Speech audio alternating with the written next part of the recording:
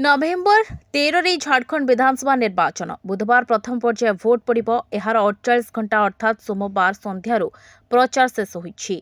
प्रथम पर्याय राज्य में 43 आसन मतदान होब। मोट 1,37,10,717 भोटर 683 प्रार्थी भाग्य निर्धारण करेंगे। भोटर मध्य 68,73,455 पुरुष, 68,36,959 महिला और 303 तृतीय लिंगी सामिल होती। एही पर्याय लढुवा 683 प्रार्थी मध्य राष्ट्रीय दलगुड़िकर 87, झारखंड मान्यता प्राप्त राजनीतिक दलगुड़िकर 32, अन्य राज्यर मान्यता प्राप्त दलर 42, अणमान्यता प्राप्त पंजीकृत दलर 188 जन प्रार्थी अछंती। यह छड़ा 334 जन स्वाधीन प्रार्थी रहिछंती। प्रथम पर्याय 73 महिलांकर मध्य भाग्य परीक्षा हेब। प्रार्थी मध्य जड़े तृतीय लिंगी भी अछंती।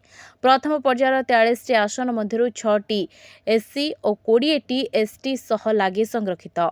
एही पर्याय जो हेवीवेट नेतांकर भाग्य परीक्षा हेब सेमानक मध्य राज्यर पूर्वतन मुख्यमंत्री चंपाई सोरेन सामिल होइछंती।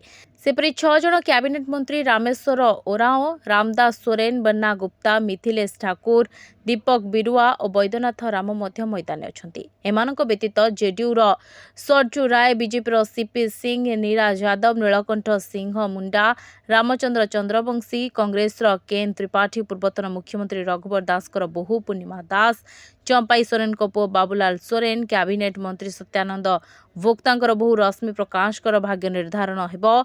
प्रथम पर्याय मतदान लगी 15,344 बुथ करा जायछि। समस्त मतदान केन्द्र में सुरक्षा को कड़ाकड़ी करा जायथिबा निर्वाचन कमिशन पक्षरु सूचना मिली।